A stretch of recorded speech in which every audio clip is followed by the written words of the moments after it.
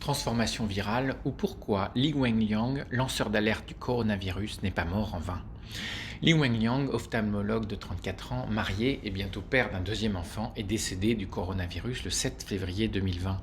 Saviez-vous que celui qui nous a mis en garde contre cette épidémie s'est terré dans une chambre d'hôtel pour ne pas contaminer les siens dès qu'il s'est su infecté?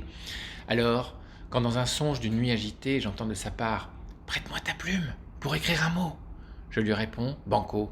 Dis-moi ce que tu crains, Lee. Je crains, Ludo, que l'égoïsme, le chacun pour soi, devienne la valeur cardinale des vivants, et l'altruisme, le talon d'Achille des fragiles. Que la générosité rime avec témérité, que l'instinct individuel de survie prenne le pas sur tout instinct solidaire grégaire. Que porter un masque qui cache le sourire, même des bébés, devienne un signe vertueux. Mais, Lee, je lui réponds, tu n'es pas mort pour rien. Ton regard restera dans nos mémoires. Et compte sur moi pour faire écho à ton alerte WeChat sur LinkedIn et Insta.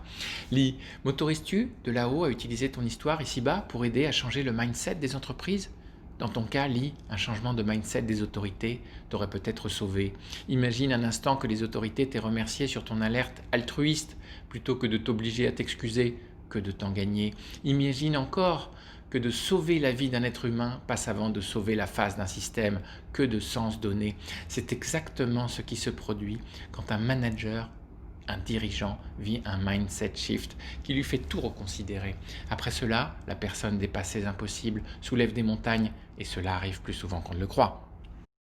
Pour tout découvrir sur cette histoire surprenante, rendez-vous sur le blog de l'entreprise sentimentale sur le site de l'usine nouvelle ou écoutez l'article sur le podcast L'entreprise sentimentale disponible sur toutes les plateformes.